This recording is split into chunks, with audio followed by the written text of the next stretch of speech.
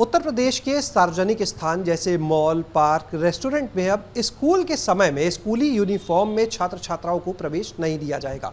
इसे लेकर यूपी राज्य बाल संरक्षण आयोग ने एक निर्देश जारी किया सभी डीएम को। हमारे साथ में इस समय आयोग की सदस्य डॉक्टर शुचिता चतुर्वेदी जी हैं, जिनकी तरफ से ये आदेश दिए गए हैं। जानते हैं इसके पीछे का मकसद। मैम, ये जो आदेश है, पहले तो जानना चाहेंगे क्या है ये आदेश, इसके बारे में बताइए।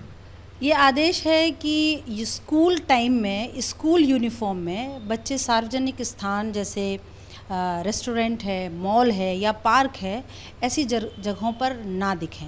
अगर दिखते हैं तो उनका प्रवेश तो एक तो प्रतिबंधित है और उनको इसके लिए जागरूक भी किया जाएगा। अगर कोई उनको देखता है तो उनको अच्छे से समझाना और बात करना और उनको वापस स्कूल भेजना।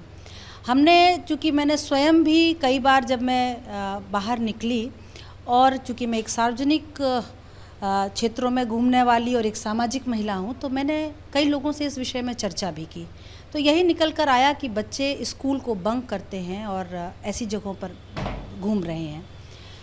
0 से 18 साल तक के बच्चों का संज्ञान चूँकि आयोग लेता है, इसलिए इस संज्ञान को आयोग ने लिया है और यहाँ पर ऐसे बच्चों का प्रवेश जो है वो पूरी तरीके से प्रतिबंधित किया गया है। आपने आदेश में एक और चीज़ का जिक्र किया है कि ऐसा होने पर अप्रिय घटनाओं की संभावना बनती है, उसके बारे में जानना। चूँकि हम मानकर चलते हैं कि 18 साल के बच्चे उतने मैच्योर नहीं होते, इसलिए उनको बहलाना, फुसलाना और कई तरीके की ऐसी घटनाएं हुई हैं कि बच्चा स्कूल से गायब हो गया। और अभी एक जल्दी की घटना है कि एक बच्चा लखनऊ के स्कूल से ही 7 साल की बच्ची थी और वो गायब हुई और फिर आयोग के प्रयास से वो बच्ची गुजरात में रेस्क्यू हुई। तो इन सब चीज़ों से पेरेंट्स चूँकि परिचित नहीं होते कि हमारी बच्ची घर स्कूल जा रही है या कहाँ जा रही है, और एक बहकावे में आकर, किसी के संपर्क में आकर एक कोई ना कोई अप्रिय घटना हो सकती है। इसके लिए अलर्ट भी आयोग ने एक तरीके से जारी किया है। मैम, सभी डीएम को आप लोग की तरफ से निर्देश दिए गए हैं, आदेश हो जाते हैं, लेकिन बड़ी चुनौती होती है उनका पालन कराना, इम्प्लीमेंटेशन कराना। इसको किस तरह से मॉनिटर करेंगे?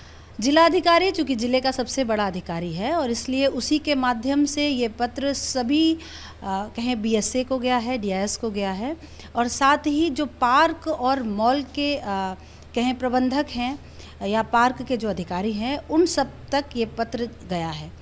और चूँकि अधिकारी वही होते हैं और फिर इसकी मॉनिटरिंग के लिए मैंने उनको 7 दिन का समय दिया है कि इस पर उन्होंने कौन कौन से आदेश जारी किए। आयोग भी और स्वयंसेवी संस्थाएं भी और आपके माध्यम से भी मुझे लगता है कि ये लागू हो जाएगा, अच्छे से चलेगा। लापरवाही अगर कोई करता है, निर्देशों के बाद मान लीजिए पार्क में, मॉल में एंट्री देते हैं, तो इसमें किस तरह से आयोग का रुख रहेगा फिर अगर लापरवाही हुई?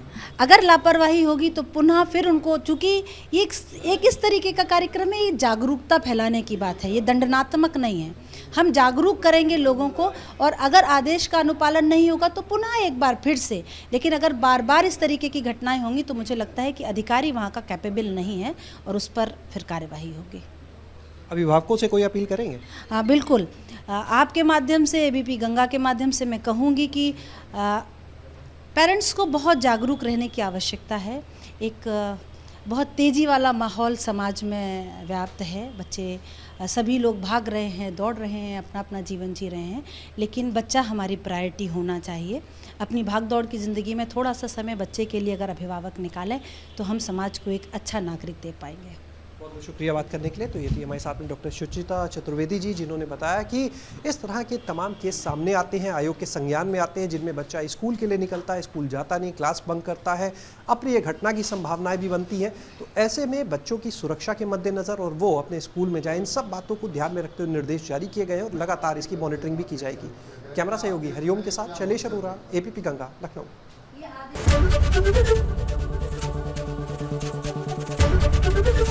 एबीपी गंगा, खबर आपकी, जुबान आपकी।